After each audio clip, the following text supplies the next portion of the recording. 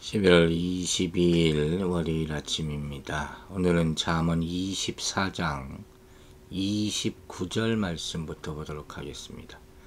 잠언 24장 29절부터 31절까지의 말씀 읽어보도록 하겠습니다. 너는 그가 내게 행함같이 나도 그에게 행하여 그가 행한 대로 그 사람에게 갚겠다 말하지 말지니라. 내가 게으른 자의 밭과 지혜 없는 자의 포도원을 지나며 본즉 가시덤불이 그 전부에 퍼졌으며 그 지면이 거친 풀로 덮였고 돌담이 무너져 있기로. 자, 29절에 아주 재미있는 말씀이 나와요. 너는 그가 내게 행함같이 나도 그에게 행하여 그가 행한 대로 그 사람에게 갚겠다 말하지 말지니라. 이게 무슨 소리냐? 누군가로부터 어떤 상처나 피해를 입었을 경우에 똑같은 모습으로 복수하려고 생각하지 말라는 거죠. 그죠? 눈에는 눈, 이에는 이, 그거잖아요. 근데 우리 이거 보면 생각하기 앞서 한번 결과부터 생각해 보자고요. 그 결과 빤하잖아요. 결국 내 손에 한 거예요. 구약 성경에 물론 눈에는 눈, 이에는 이와 같은 동해보복법이라는 것이 규정되어 있어요. 그 때문에 어떤 사람은 분명히 이런 법이 있지 않느냐. 그런데 왜 이 본절에서 이것에 대해서 비판을 하느냐. 그건 모순 아니냐. 이렇게 반문할 수도 있습니다. 여러분, 이 법에 모든 법이 그렇지만 법을 만든 그 이유를 알아야 돼요. 이 율법에 규정되어 있다 하고 있는 이 동해보복법이라는 것은 일반적인 법적인 원칙을 규율한 거예요. 무슨 소리냐? 평생 동안 법원을 출입하면서 수많은 소송 사건을 지켜본 어느 변호사가 말한 것처럼 인간의 내부에는 아주 뿌리 깊은 증오심이 숨어 있어요. 그래서 우리 인간들 대부분은 누군가로부터 피해나 상처를 입게 되면 거의 무의식적으로 분노와 함께 복수하려는 마음을 품게 된다는 거예요. 그럴 수 있겠죠. 그런데 이런 분노와 복수의 마음은 그가 당한 만큼에 그치는 것이 아니라는 거예요. 거기에 몇 배를 더하여 갚아주겠다. 그래야지 내 마음이 풀린다. 이런 경우가 대부분이라는 거죠. 제 컨트롤이 안 되는 거죠. 이런 인간의 마음은 당시 이스라엘 사회뿐만 아니라 주변 나라에 끊임없는 피해 보복을 가져왔어요. 그 결과 죽고 죽이는 사륙이 끊이지 않았다는 거예요. 그래서 국가적 차원에서 법으로 자신이 당한 그것 이상의 보복을 금하고 엄중히 경계하였던 것. 이게 바로 동해보복법이에요. 딱 그만큼만 그렇게 하라는 거예요. 그 이상은 안 된다. 무슨 의미인지 아시겠죠? 그렇기 때문에 이 말씀을 신앙적인 원칙이나 규율로 생각하고 혹은 사적인 관계까지 무분별하게 적용하려고 해서는 안 된다는 거예요. 오히려 율법이 성도에게 요구하는 자세는 뭐였어요? 원수를 갚지 말고 동포를 원망하지 말며 이웃사랑하기를 내 몸과 같이 하라고 레위기 19장 18절에 명시되어 있어요. 그러니까 한마디로 인애와 사랑이라 하는 거예요. 그러니까 이 오늘 말씀은 바로 이러한 율법 정신에 근거한 것이라는 것이죠. 근데 문제는 뭡니까? 그래서 이러한 좋은 말씀이 있는데 이걸 실생활에서 그대로 실천하기가 쉽지 않다는 거죠. 왜냐면 우리 인간에게는 이기심이 있고 자존심이라는 게 있거든요.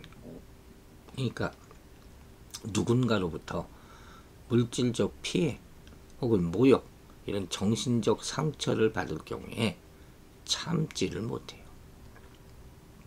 즉 의도적이든 아니면 복잡한 이해관계로 얽혀있는 세상을 살아가면서 누군가로부터 피해를 입었을 경우에 그에 상응하는 피해를 내가 입혀야지. 그래야지 마음의 위안이 된다. 쌤쌤이다. 이 인간의 본능이라는 거죠. 이게 문제가 되는 거예요. 끝없는 보복이죠. 그러나 우리는 예수님의 모습을 봐야 돼요. 예수님께서는 심지어 당신을 십자가에 달고 그 앞에서 조롱하는 자들조차도 긍휼히 여기시고 그들 위해 중보하지 않았습니까? 스데반 집사도 마찬가지고 돌에 맞아 죽으면서도 그들을 위해서 기도하지 않았습니까? 이게 우리에게 교훈이 되는 것이죠. 이처럼 우리는 인간의 본능적 단계를 넘어 악조차도 선으로 갚을 수 있는 사람이 될 때 진정한 성도가 될 수 있다는 거예요. 즉 한마디로 이런 거죠. 상대방이 나한테 어떻게 대하든 간에 나는 사랑으로 대하겠다. 이게 기본 마인드여야 된다는 것이죠. 아주 재밌는 예를 하나 들까요? 누군가가 언제부터 나를 보고 인사를 안 한다. 그럴 수 있어요. 그럼 여러분은 어떻게 할 겁니까? 그래? 네가 안 해? 그럼 나도 안 해. 그럴 겁니까? 여러분 잘 생각해 보시기 바랍니다. 상대방이 나한테 갑자기 인사를 안 해. 그럼 뭔가 내가 잘못한 게 있을 수 있다는 거예요. 그 사람에게. 이걸 깊이 생각해 봐야 되는 거예요. 그리고 상대방이 아무리 나에게 그렇게 대한다 할지라도 나는 사랑으로 똑같이 대해야지 이 틀어진 관계가 풀리게 된다는 그런 말씀이에요. 여러분 이런 말이 있어요. 복수는 개가 자신을 물었다고 그 개를 무는 것과 같다. 어떻습니까?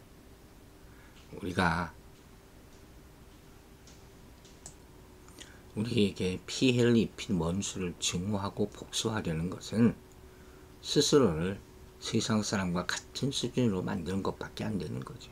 또 앞의 말처럼 개처럼 낮은 자리로 떨어지는 것이다 하는 거예요. 미워하고 증오하면 한이 맺히게 되잖아요. 그건 자기만 손해인 거예요. 결과적으로.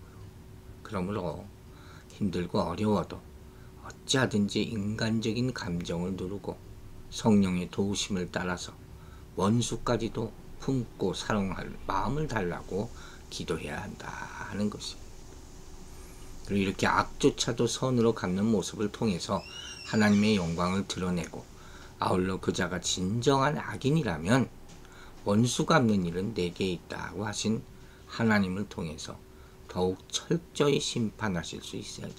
하나님께 맡기라 하는 것이죠. 나에게는 아무도 미워할 권리도 심판할 권리도 없다. 생각해 봐야 돼요. 하나님께 맡길 수 있게 되길 바랍니다. 그게 지혜입니다. 30절을 보면 내가 게으른 자의 밭과 지혜 없는 자의 포도원을 지나며 본즉 이렇게 나와 있어요. 자, 무슨 말씀이 계속 나올지 아마 예상할 수 있을 거예요. 그래서 게으름에 대한 교훈을 얘기할 것 같잖아요. 근데 그러기에 앞서서 밭과 포도원을 언급하고 있어요. 이게 의미심장한 거죠. 저기 무슨 소리냐? 밭과 포도원이라는 게 뭡니까? 농부에게는 생명이에요. 직업이죠. 그러니까 모든 관심과 정성의 초점이 되는 것이 바로 밭과 포도원이거든요. 일터니까. 따라서 이 무슨 소리냐? 이런 거예요. 그 농부가 어떤 사람인지 알려면 그의 밭과 포도원을 보면 알 수 있다는 거죠. 근데 31절을 미리 잠깐 보면 그의 밭과 포도원에는 가시덤불과 잡초가 우겨져 있고 돌담까지 무너져 있다. 이렇게 표현하고 있잖아요. 그럼 이걸 통해서 우리는 이 사람을 어떻게 평가할 수 있습니까? 굳이 이 농부를 만나보지 않아도 이 사람 참 게으르고 자기의 직업에 충실하지 못한 사람이다 하고 알 수 있는 거예요. 우리가 길에 지나가면서 밭이 있다, 과수원이 있다, 그 보기만 해도 알아요. 주인이 있는지 없는지, 제대로 가꾸고 있는지 없는지. 바로 그 교훈인 거예요. 그러니까 이러한 예는 다른 어떤 것도 다 통용이 되는 거죠. 만일 가축의 우리를 본다. 근데 그 안에 가축을 가만히 보면 아주 약하고 병들어 있어요. 그럼 그 목자가 어떤지 알 수 있죠. 먹을 걸 제대로 안 먹인 거죠. 또 가정도 마찬가지죠. 가장의 됨됨이를 알려면 가족들의 상태를 보면 알 수 있는 거예요. 어떻게 양육이 됐는지, 어떻게 교육이 됐는지 그걸 말하는 것이죠. 또 한나라 역시 더더욱 그러겠죠. 그 통치자의 수준이 어떤가 하는 것을 알려면 백성의 형편을 보면 된다 하는 그런 얘기죠. 아주 중요한 의미심장한 얘기예요. 우리나라에도 옛말에 안주인의 됨됨이를 알려면 그 집의 장맛을 보면 된다. 이런 표현도 다 있거든요. 참 재미있는 표현이죠. 이러한 원리는 우리 성도들에게도 동일하게 적용된다고 할 수 있다는 거죠. 왜냐하면 하나님께서는 모든 성도들에게 감당해야 될 밭과 포도원을 사명으로 맡겨주셨기 때문이라는 거죠. 그렇지 않습니까? 그렇기 때문에 만약 그 사람이 목회자라면 그에게 맡긴 양떼들을 잘 살펴보면 그 사람이 어떤 사람인지 알 수 있다는 거예요. 그래서 아무리 유능하고 스스로 유명하다고 또 유명하고 또 충성스러운 종이라고 자랑한다고 해도 맡겨진 양떼들이 굶주리고 있거나 영혼이 병들고 죽어가고 있다면 그건 뭐 볼 것도 없어요. 게으르고 무능하며 악한 종이라는 책망을 하나님께 들을 수 있게 될 것이라는 거죠. 반면에 그 사람이 스스로를 낮추어 나는 무능하고 부족한 종입니다. 이렇게 겸손하게 말할지라도 맡겨진 양떼들이 성령 충만하고 믿음이 심령이 살아있다면 선하고 충성스러운 종이다. 그렇게 칭찬을 듣게 될 것이다 하는 것이죠. 이건 성도들에게도 해당되는 것이죠. 만일 개인적으로는 아무리 호의호식하며 잘 살고 그래서 스스로 평가하기를 나는 축복받았어. 그리고 성공적인 인생을 살았노다. 이렇게 자부한다 할지라도 그 이웃들이 그로부터 아무런 빛과 사랑을 느끼지 못했다. 그러면 그 사람은 하나님으로부터는 책망밖에 들을 것이 없다는 것이죠. 반대로 그 육신적으로는 넉넉하게 못 살았다 할지라도 많은 이웃들로부터 그로 인해서 하나님의 사랑을 체험하게 되었고 복음을 받아들이기까지 되었다. 그럼 그 사람은 하나님으로부터 많은 칭찬을 듣게 될 것이다 하는 그런 말씀이에요. 그러면 여러분, 오늘 우리는 이러한 사실을 통해서 하나님께서 우리 성도를 평가하실 때는 각자의 삶뿐 아니라 그들에게 맡겨진 밭과 포도원도 주목하여 보신다 하는 점을 잊지 말아야 하는 거예요. 그래서 이제라도 영적인 눈을 뜨고 주변을 돌아봄으로써 혹 나의 양떼나 나의 이웃 가운데 굶주리고 병든 자는 없는지, 복음을 듣지 못하고 어둠 가운데 있지는 않은지 살펴보면서 부지런히 맡겨진 밭을 비옥하게 가꾸도록 힘써야 할 줄로 믿습니다. 31절 보면 그 결과죠. 가시덤불이 그 전부에 퍼졌으며 그 지면이 거친 물로 덮였고 돌담이 무너져 있기로. 돌보지 않으니까 이렇게 될 수밖에 없는 거 아닙니까? 지혜 없는 어리석은 자의 밭과 포도원을 아주 생생하게 묘사하고 있는 것이죠. 이제 한글 성경에선 번역되지 않았지만 이 31절 앞에는 그리고 보라 하는 말이 앞에 있어요. 생략되어 있는 것이죠. 주의를 환기시키는 거죠. 그 결과를 봐라. 그것이 경작지인지 알아볼 수 없을 정도로 완전히 황폐되어 있지 않느냐. 그런 거죠. 거친 풀이 지면에 덮었다. 게으른 자의 밭과 포도원을 한마디로 묘사하는 표현이죠. 거친 풀은 쐐기풀 같은 것이죠. 성경에서 주로 가시나무, 찔레로 번역되는 그런 단어죠. 경작하지 않은 빈 땅. 그래서 급속히 잡풀로 막 번지어 생겨버리는 황폐한 곳을 말하는 것이죠.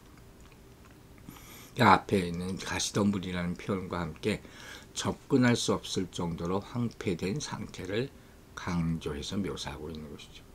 또 돌담이 무너졌다. 이 표현도 가슴 아프죠. 여우와 같은 들짐승이 막 들어와 다닐 수 있도록 그 정도로 돼버렸다는 거예요. 울타리가 다 무너지는 거예요. 전혀 돌보지 않는다.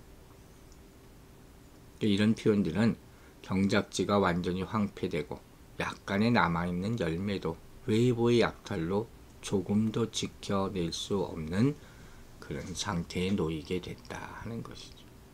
그러니까 이 말은 단지 미련하고 게으른 자가 소유한 밭의 모습뿐만 아니라 영적인 황폐함을 상징하는 그런 표현으로 봐야 된다는 것입니다. 여러분, 기도하기를 그치지 마시기 바랍니다.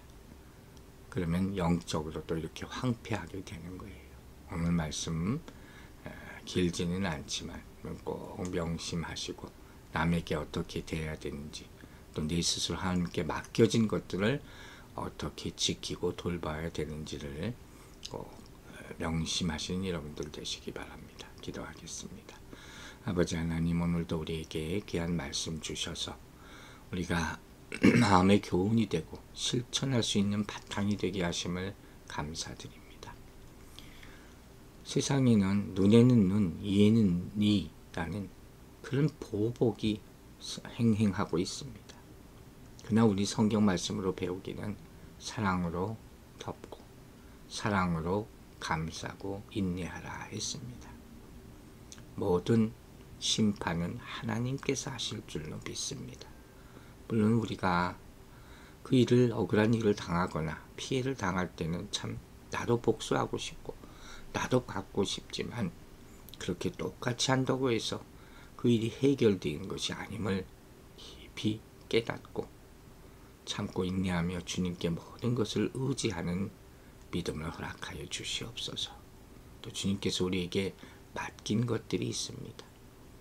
맡겨진 밭과 포도원, 이걸 성실히 돌볼 수 있도록, 그래서 정말 푸른 초장과 쉴 만한 물가로 만들 수 있는 그런 근면 성실한 마음도 우리에게 허락하여 주시옵소서.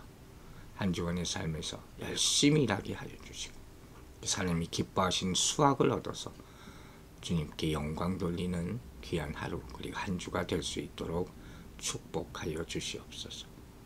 이 한 주간도 우리 성도들 어디 있든지 무엇을 하든지 눈동자와 같이 지켜주시고 하는 모든 일의 기쁨과 찬양이 넘칠 수 있도록 축복하여 주시옵소서. 감사드리며 예수 그리스도의 이름으로 기도했습니다.